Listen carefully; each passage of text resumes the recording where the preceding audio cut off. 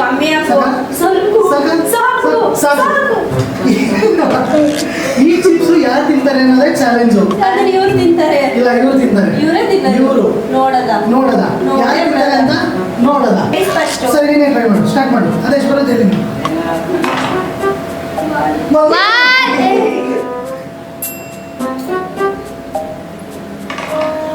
ನಾಲ್ಕು